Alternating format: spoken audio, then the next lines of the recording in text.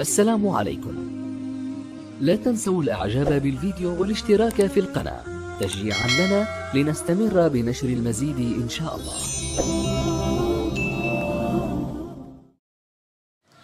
Hello everybody. This record will help you to have an idea about Unit 4, which is the last unit in your program, feelings and emotions. Let's start by looking at some pictures. When we look at these pictures, we immediately understand that they are full of love, affection, tenderness, and gratitude. This kind of emotions that exist between parents and children, for example.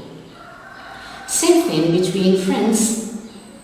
There's lots of amusement, joy, and trust. These sensations that are experienced by the humans and that make people feel good are called positive emotions. In the next pictures, we see something different: sadness and anger. These emotions are negative. They can be difficult and painful at times. So we don't really need to be psychologists to guess what people feel. We just need to look at their faces. That's true that facial expressions can help us recognize their emotions and whether someone is feeling angry, disgusted, happy, sad, or fearful. So if you want to know more about emotions, let's study the following text and do the activities. Before we start studying the text, I advise you to stop this record and download the text, study it, do all the activities, and then come back to take the correction with me. Here is the text.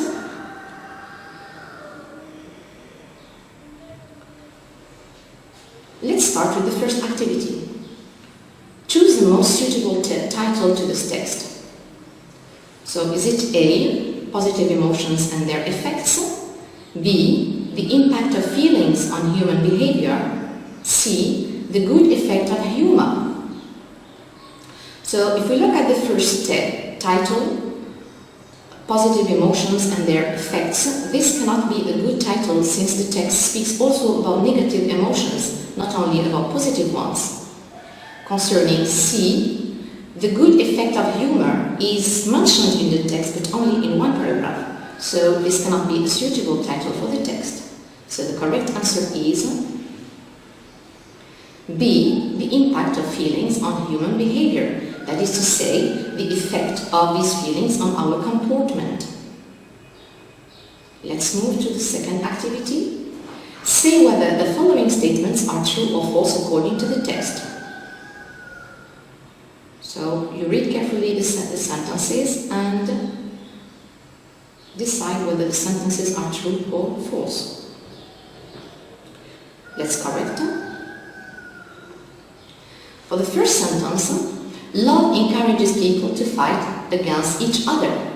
This is not true because according to the second paragraph, love encourages people to fight the largest challenges and not against each other. B, hatred prevents us from discovering our unapparent abilities. This is true because in paragraph 3, it is said that people who fall victims of hatred cannot explore their positive sides of the personality or do not benefit the community with their hidden talents. The next one. The feeling of fear can provoke danger in our life. This is false because in paragraph 4 it is mentioned that fear can prove a good stimulus for giving us energy to face dangers and not provoking dangers. The last one. Humor prevents us from being happy in life. This is false because according to the last paragraph in the text, it says that humor brings joy and amusement to our existence. Activity 3 is about answering questions. How many emotions are described in the text? Which negative emotions are mentioned in the text? How does mercy manifest itself in our behavior? Which emotion has a double effect? How do experts justify their positive emotions about humor? So, for the first question, how many emotions are mentioned in the text? So you can see the first emotion is mentioned in paragraph 1, that is mercy. The second one is love, paragraph 2. The next one is hatred, which is in paragraph 3. And fear, another emotion. And the last one is humor. So you have 5. So among these 5 emotions, what are the negative ones? This is the second question. So mercy is positive, love is something positive, hatred, which is in paragraph 3, is negative. Now, even though you don't know the meaning of the word hatred, you can guess that it's something negative because all the description given in this paragraph is negative. So it speaks about inclination towards violence, distraction, and it turns people into wicked creatures. So you immediately understand that hatred is something negative. The other one, the other emotion that is negative here is fear, which is in paragraph 4. Humor is something positive. So you have only hatred and fear. The next question is, how does mercy manifest itself in our behavior? The answer to this question is in paragraph 1. Mercy generates in our nature acts of generosity. It means, how do you know if a person is merciful? If his acts are full of generosity. So let's move to the fourth question. Which emotion has a double effect? So the answer to this question is fear. Fear. So this is the only paragraph where the emotion has 2 sides, a positive one and a negative one. So the negative one first. When we feel afraid, we abandon all hope and let ourselves be gained by despair and inaction. This is something negative. In other words, it weakens our capacities.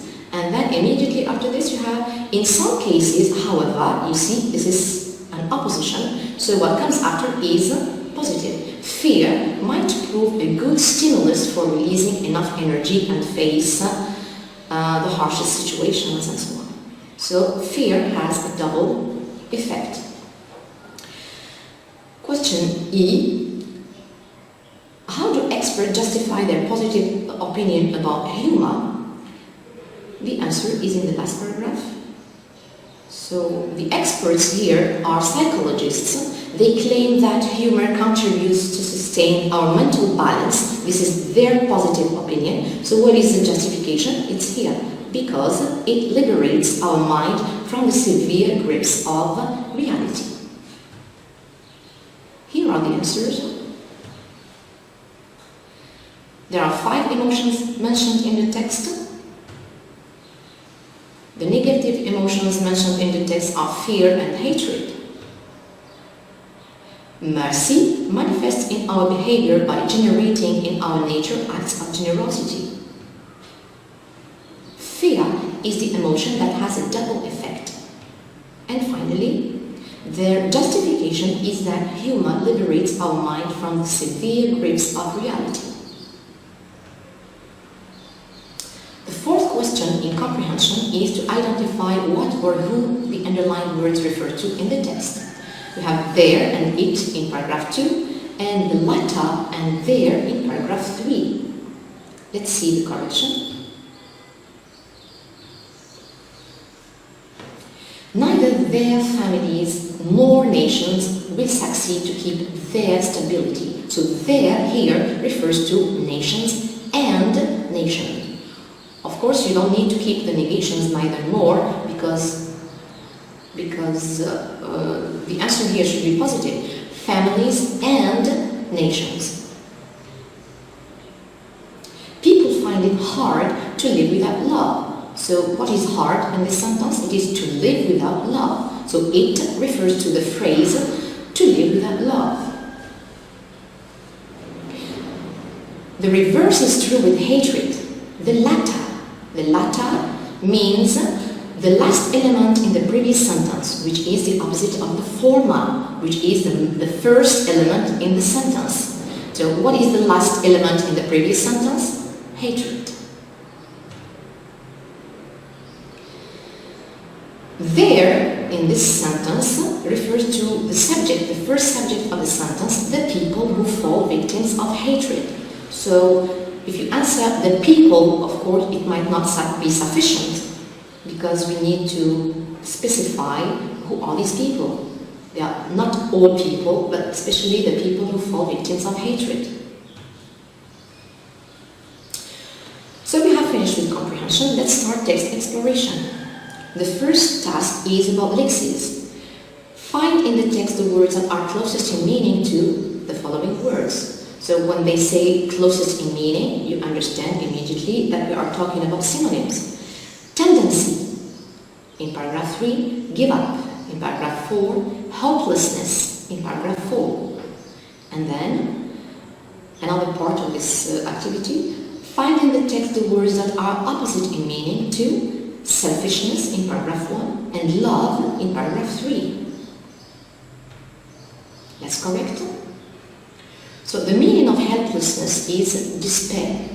So one technique to have a correct answer in this activity is to pay attention to the category of the word given. Is it a noun? Is it a verb? Is it an adjective? And then you look for the same category for each of them.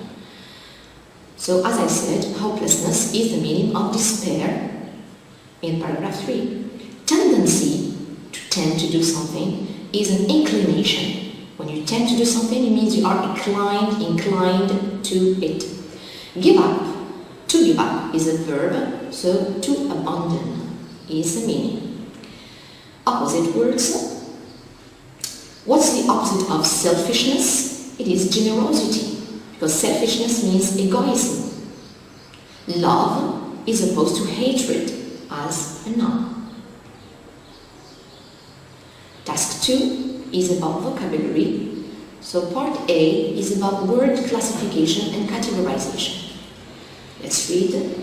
Consider the following list of words and classify them according to the meaning they convey as being positive or negative. Then complete the table below. So the words are funny, stress, depressed, tragedy, humor, happy, hatred, worried, love, comedy, optimism, joy, pessimism, fear, mercy, and self-centeredness. So first of all, you classify these words as being positive and negative, and then you complete the table. You complete each table with the missing category. Correction. The positive words in this list are funny, which is an adjective. The noun is fun. Humor is given as a noun. Its adjective is humorous. Love is a noun. Lovely, its adjective. Comedy is given as a noun. Comic is the adjective. The noun optimism has optimistic as adjective. Happy is an adjective. Happiness is its noun. Joy as a noun. Joyful for the adjective. Mercy as a noun. Merciful is the adjective. Concerning the negative words, you have the adjective depressed, whose noun is depression. Stress as a noun. Stressful or stressed as an adjective. Self-centeredness is the noun. Self-centered is its adjective. Tragedy and tragic as an adjective. Worried is the adjective. The noun is worry. Fear is a noun. Its adjective is fearful. Hatred is the noun for the adjective hated. Pessimistic is the adjective for the noun pessimism. Question B in morphology is about word building. Let's consider the following example from the text. So when the writer spoke about fear, he says it weakens our capacities.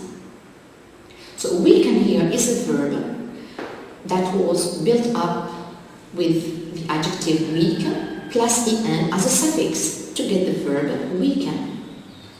So as a follow-up, let's study the following passage carefully and classify the underlined words in the following table. Laughing helps you to strengthen your muscles. It enlightens your soul with positivity. It also softens your mood. An example is given in this table. Weaken is the word to divide. So there is no prefix in this word. The root is weak, which is an adjective, and en is the suffix. You just do the same with the other words. Let's correct them. Strengthen has no prefix. The root is strength, it's a noun, en is the suffix. Enlightens, there's a prefix, which is en, light as a root, it's a noun, and en and s are two suffixes for this verb. Softens, there's no prefix, soft as an adjective, and en and s as suffixes.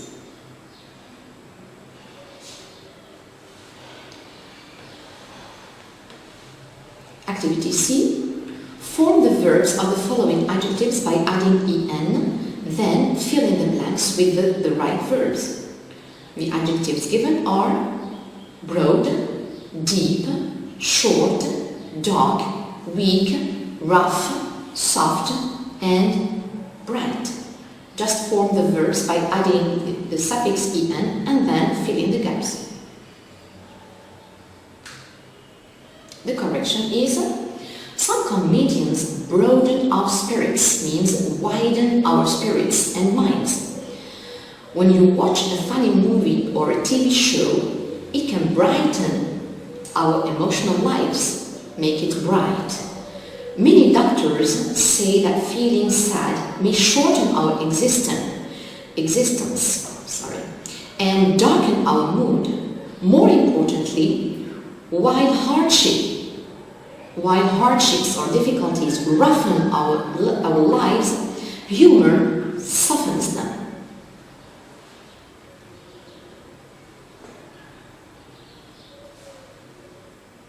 Task 3 is about grammar. Rewrite the second sentences so that they mean the same as the first ones. Here are the sentences. So some of them are transformations from direct to indirect speech, some others are expressing obligation and advice, so it's a revision for you. Let's correct them. The first sentence is given in the indirect speech, so you have to turn it into the direct one. Psychologists say, put a comma, and open the inverted commas, humor contributes to sustain our mental balance. You can notice that the verb doesn't change. It is kept in the present simple. Why? Because simply say here, the introductory verb is in the present, so you don't need to change the tenses of the verbs. Sentence 2. Sentence 2 is in the direct speech, so you need to turn it into the reported one. They said that neither families nor nations would succeed to keep their stability without love. You notice that there is a change in the verb from future simple to conditional present.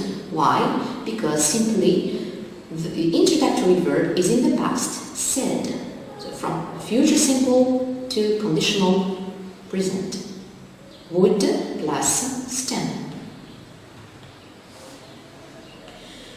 Sentence 3.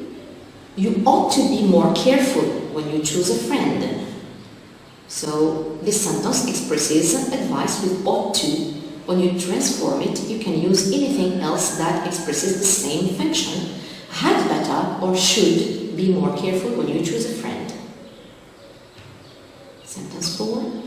How do we make friends? He wanted to know. So this is a question in a direct speech. When you turn it into the indirect speech, you say, he wanted to know how we made friends. As you can see, we keep how as an interrogative pronoun, then it should be followed by the subject, and then the verb that is conjugated in the past simple. Why the past simple? Because our sentence is in the present, do, make. So in reported speech, in transformations from direct to indirect speech, all the present tenses become past, and all the past tenses remain past. Next sentence. Everyone is obliged to respect others' feelings. The sentence expresses obligation, and the models that can serve this function are has to or must. Say, everyone has to respect or must respect others' feelings. Hurting someone isn't allowed. So this sentence expresses prohibition, something that is not allowed, it is not permitted. We mustn't hurt anyone. So you can see that we have used the model mustn't to express obligation, and someone becomes anyone because our sentence is negative and the negation precedes the word anyone. It is advisable to see a psychologist whenever you feel sad or lonely. It is advisable expresses advice. So you had better or ought to or should see a psychologist whenever you feel sad and lonely. This is everything for grammar. Task 4 is about sound system. Underline the silent letter in each of the following words. Let's correct. Honorable. So the silent letter here is the mute H in the initial position.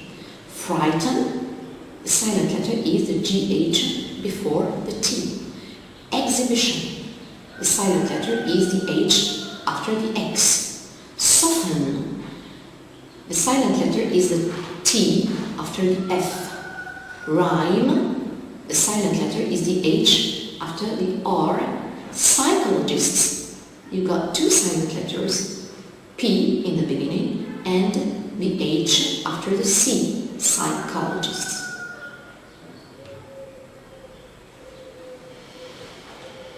Ordering sentences so as to get a coherent paragraph. So something that can help you to have a correct answer in this kind of activities is capitalization and punctuation. So which sentences here are start with a capital letter? As you can see, the B and the D. So you have eliminated C and A. Now, which one of the two can be the first one? Let's try to read. Here we have to resort to meaning. The great majority of them would rather let all of it out. So as you can see, there is a proform or reference word, so we don't know who are they, so this sentence cannot be the first. Necessarily, it is D. Few Americans consider it bad to show anger in public. There's a full stop at the end, so necessarily there should be something that starts with a capital letter, and it is B. The great majority of them would rather let all of it out. There is no capital letter, the sentence is continuing. So this can be A or it can be C. Again, you have to resort to meaning. Let's try with A and say what they feel, then bottle it up inside. Let's see all the sentences together. The great majority of them would rather let all of it out and say what they feel, then bottle it up inside. So rather than go together. This sounds good. So the answer is D, B, A, and C.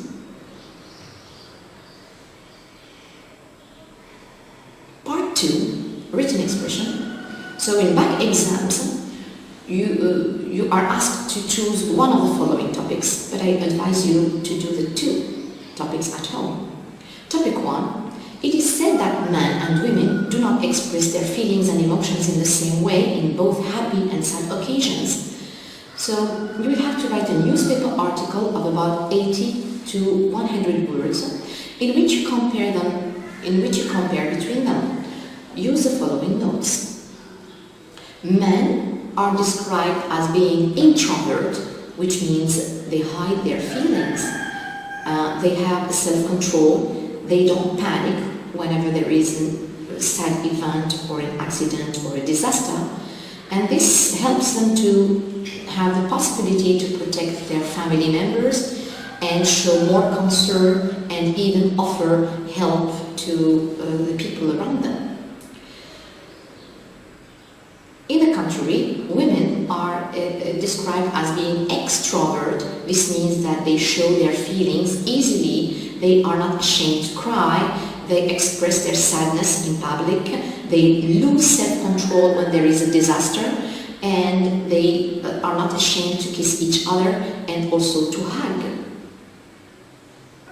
Okay, so you start by writing an introduction that should be stated from the topic itself, and then you can write 2 paragraphs, one for the description of men and the other one for the description of women.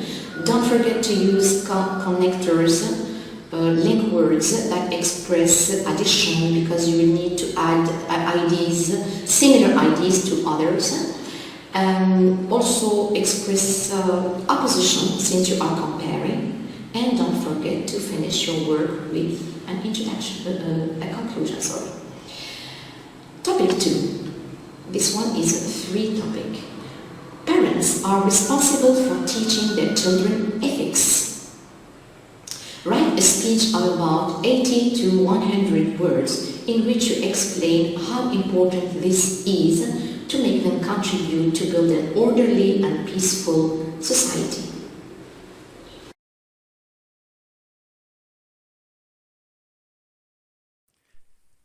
شكرا على المشاهدة. لا تنسوا الاشتراك في القناة، الضغط على الجرس، الإعجاب بالفيديو. شكرا. السلام عليكم. لا تنسوا الإعجاب بالفيديو والاشتراك في القناة تشجيعا لنا لنستمر بنشر المزيد إن شاء الله.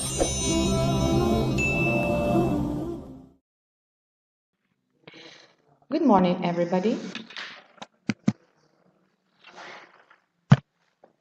Here we are for another lesson. I think you can guess through this picture the topic of our lesson. You will certainly be called upon for writing a paragraph. It could be a poem, a letter, a report, an article, or any other. So for this, you need to learn some techniques to help you construct an interesting piece of writing. So, our objective today is to develop a well-constructed paragraph meeting the criteria needed in a well-organized piece of writing. We have noticed that our pupils don't give much importance to writing. They avoid writing because mostly they don't have the strategies for this skill. Let's start. So if you are asked to write a narrative text, for example, you should take into consideration some important questions that are related to the story. For example, who are the characters of this story? Where does the story happen? When does the story happen? What happened exactly in the story? Why did it happen? And how did it happen? So once you answer the questions around all this story, so you get your text. your narrative text, I mean. Another kind of text, if you are asked to write an expository text or sometimes a descriptive text also, you ought to follow certain steps. So what are the steps for the process of writing? The first step here is brainstorming. What do we mean by brainstorming? It is gathering ideas. It means that you have to write all the ideas that come to your mind that are related to this topic. Once you finish, you can select the most relevant ideas and then organize them. Organizing is the second step. Then drafting. This is to write the first version of your writing. Then you start editing and revising, that is to say, to change what is necessary to be changed. And finally, publishing. And you write the final version of your writing. Here are some examples about the different techniques that are used in brainstorming when dealing with various types of texts. Brainstorming, as we said, is the first step. So we have chosen sport as an example of a common topic for the different techniques. The topic says, a friend bought you a gym membership. Describe what you saw on your first day. As you can see, this is a descriptive text. So, word storm technique is a kind of brainstorming. Gym. So, since you have to describe what you saw there, so you have to write all the words that come to your mind when you hear the word gym. Take a few moments and think of all the words that can be related to this word. So, what can be the words that are related to gym? An example, sport. Treadmill, these are sport equipment. Sweating, this is the reaction of your body when you practice sport. Fitness. Bodybuilding. Muscles. And strong, as an adjective, for example. Then all these words can be grouped together and used according to what you are asked to write about. Another way of using brainstorming is in comparative texts, when you compare or you contrast two things. This technique best fits the function of comparing and contrasting. This is called Venn diagram. It is one of the appropriate techniques to brainstorm all that is similar, different, and common. So we can use this technique in the following topic.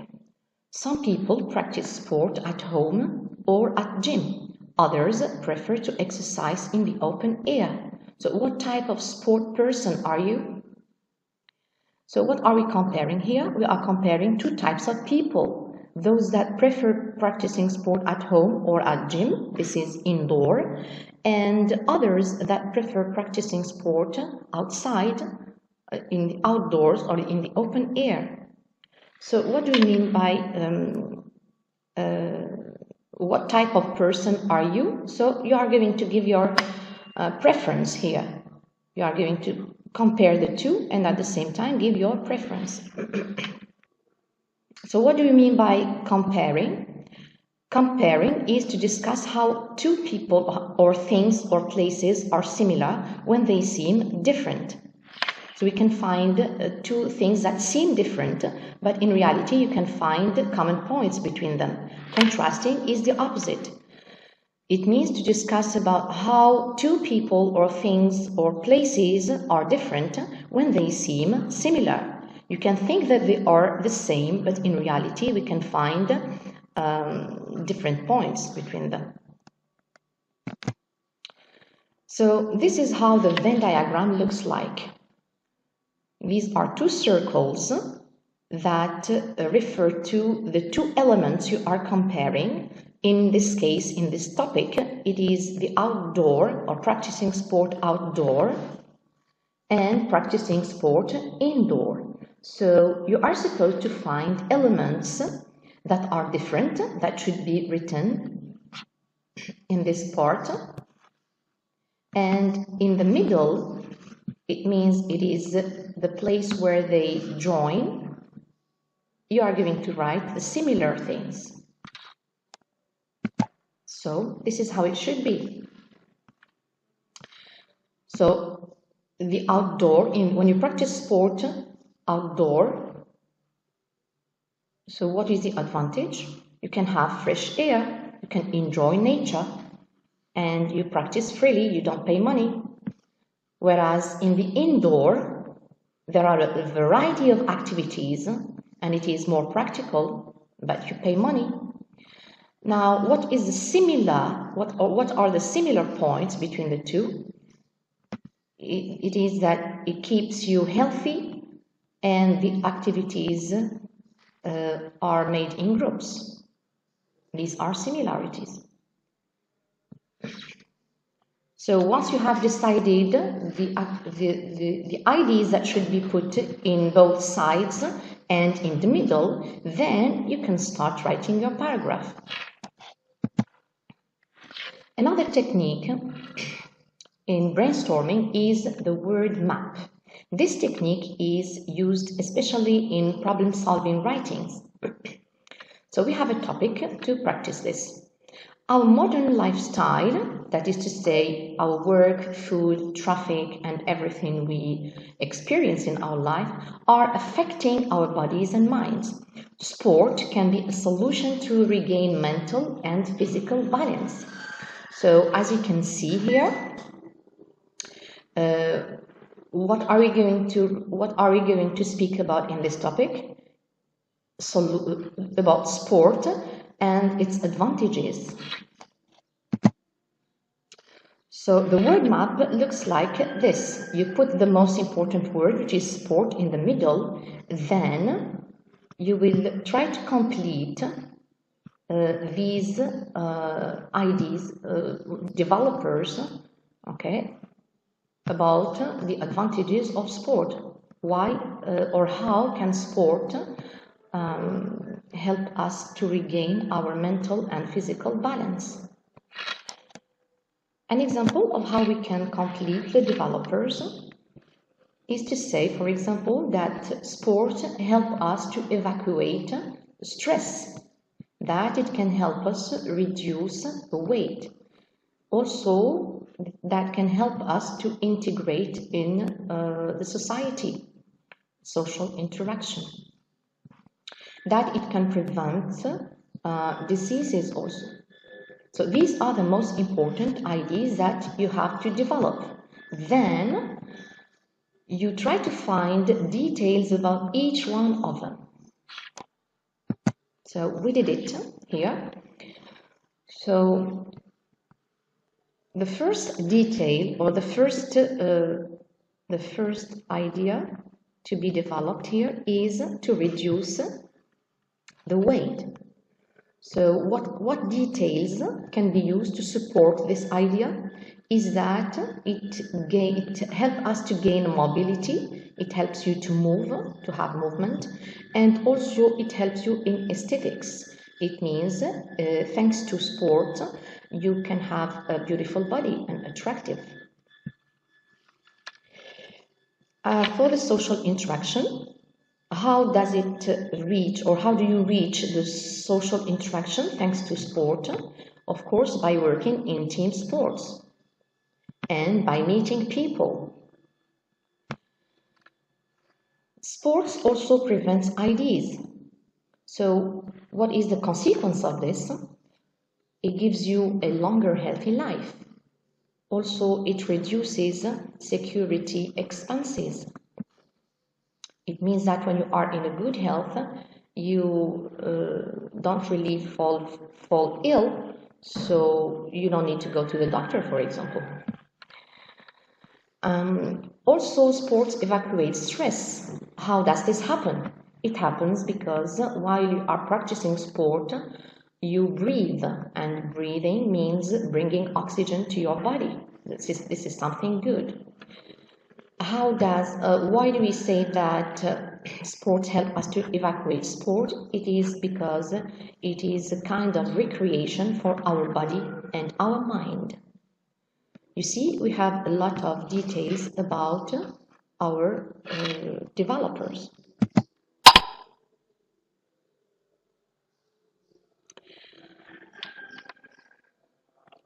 So,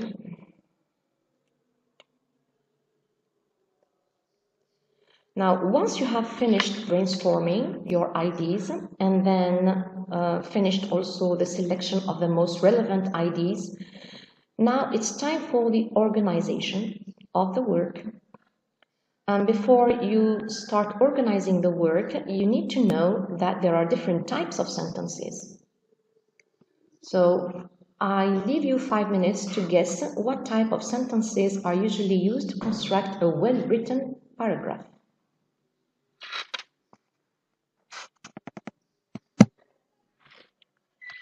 So the type of sentences that are used in a writing paragraph are 3. You got first introducers, then you have developers and terminators. Introducers are sentences that help us start our paragraph. Developers are ideas that develop these introducers. And finally, terminators, it's a way for finishing your paragraph. Let's start with the first kind of sentences, that is introducers. So you have first the topic introducer, which gives you the general topic, which speaks about the general topic of all the paragraph. And you have also topic sentences that are generally put in the beginning of the paragraph. So let's focus our work on the topic sentence. The topic sentence contains a topic and a controlling idea. What do we mean by this?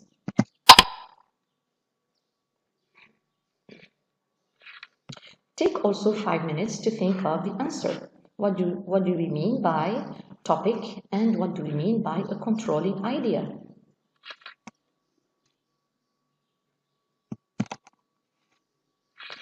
First of all, the topic is the main subject matter or idea that is covered in this paragraph.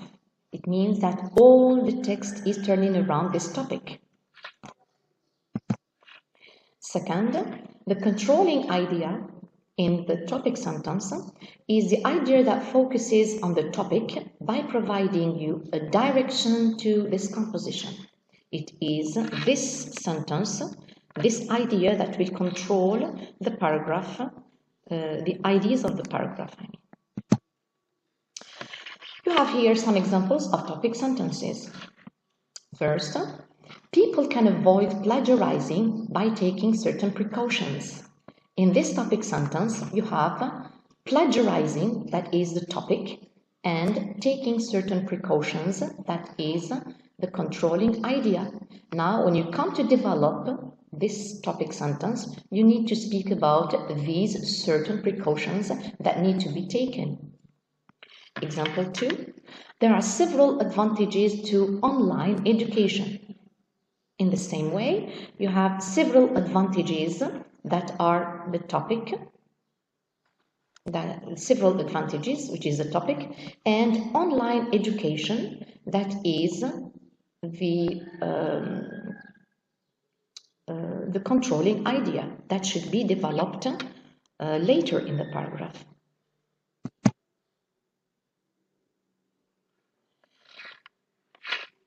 The second kind of sentences is developers.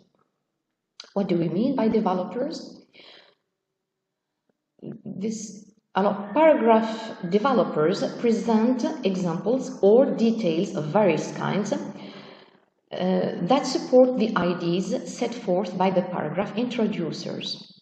So these are sentences that are needing to support your topic sentence, simply. Finally, we have terminators.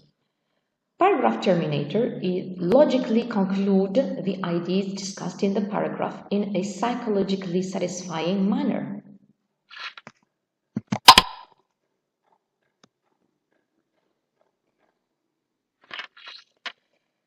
This is a short task here to fill in the gaps with the appropriate word that we have discussed about in the previous slides. So fill in the gaps with the necessary words here, the missing words, which concern the sentence functions.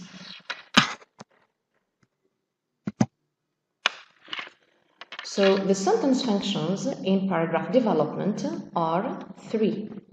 So the sentences in most written paragraphs may be analyzed into 3 general functions. First, there are paragraph introducers. What do we mean by paragraph introducers? These are sentences that establish the focus or the topic focus of the paragraph as a whole. The second, there are paragraph developers, which present examples or details of various kinds that support the ideas set forth by the paragraph introducers. Third, there are paragraph terminators, which logically conclude the ideas discussed in the paragraph in a psychologically satisfying manner. So not all pieces of writing will conform to this analysis, of course. However, most successful paragraphs usually contain some combination of these 3 sentence types.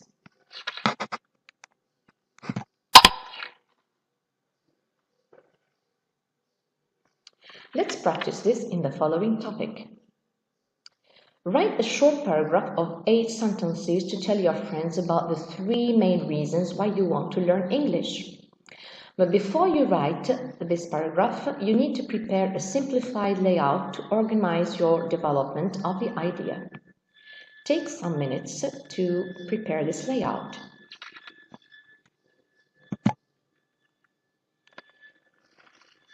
So your layout can be something like this: sentences and their functions. Now things will be clearer once we do this. So you start your paragraph with your introducers. We said the introducers can be a topic introducer or the topic sentence. Of course, not all paragraphs should contain a sentence introducer, so you can immediately start with a topic sentence simply. In the second paragraph, you put your developers. So it can contain 3 developers or more. So you put the first developer followed by a support detail. Then you add another developer with a detail. And then a third developer with another support detail. So these details can be explanations, can be causes, can be consequences, can be different things.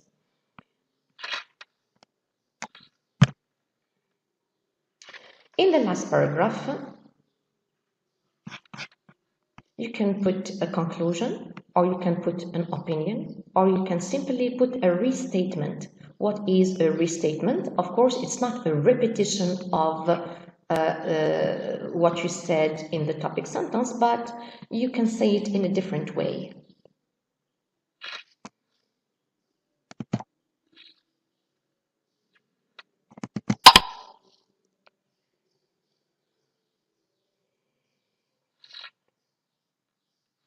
This is an activity in which you have to reorder the following sentences to get a well-written paragraph in which you explain why I want to learn English, or why you want to learn English. Take some minutes to do this activity. Here are the sentences. So the sentences are scrambled. Try to guess which one should be the topic sentence, which one should be the developers, and which one should be the terminator.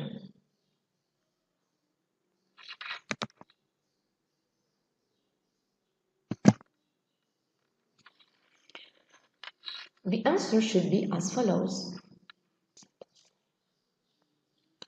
So the topic sentence here is: there are 3 reasons why I want to learn English. So why did we decide that this is the topic sentence? It's simply because there is no detail in this sentence. It speaks in general. So the second one should be a developer, or the first developer.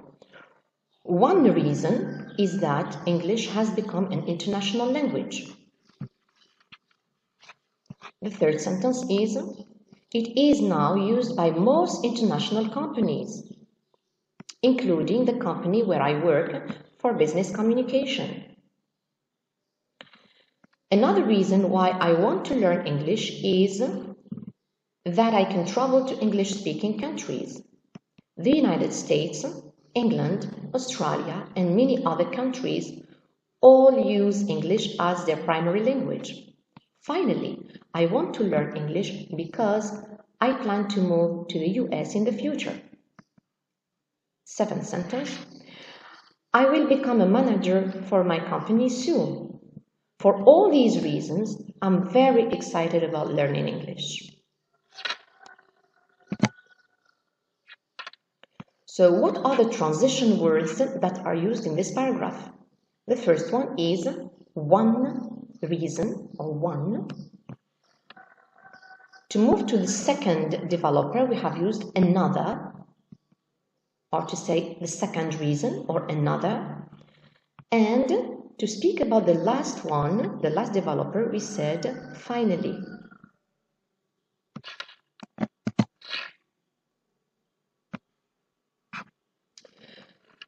Now, pay attention to the topic sentence and the terminator.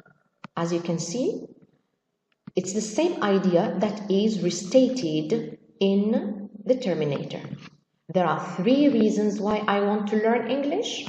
And to finish the paragraph, we said, for all these reasons, I'm very excited about learning English. It's not really a repetition, but it's just a restatement. So now pay attention to the developers used in this paragraph. The first developer, one reason is that English has become an international language.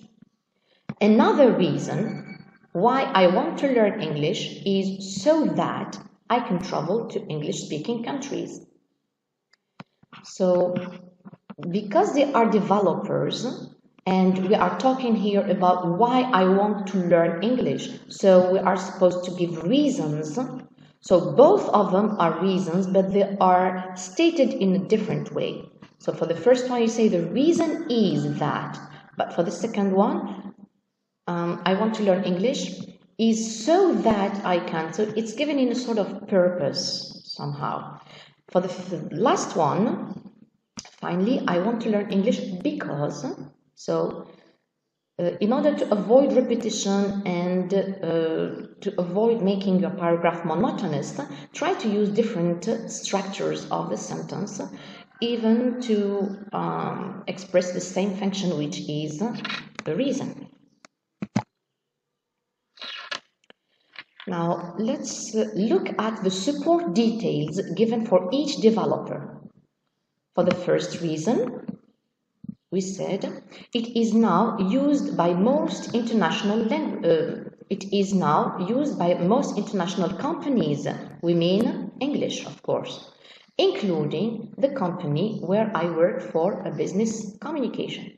You see that the detail here is a sort of example, okay? The example of a company where I work. The second support detail to the second developer, is the United States, England, Australia, and many other countries all use English as their primary language. It's a sort of list, also as an example, given for the English-speaking countries. So the last detail given to the last developer is that I will become a manager for my company soon. This is a sort of justification or something like this for the previous sentence, which says that I'm planning to move to the US. So how am I going to move to the US? By becoming a manager for my company soon.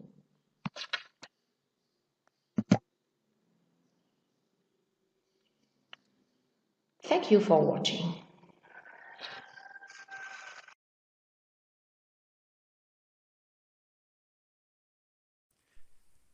شكرا على المشاهدة. لا تنسوا الاشتراك في القناة، الضغط على الجرس، الإعجاب بالفيديو.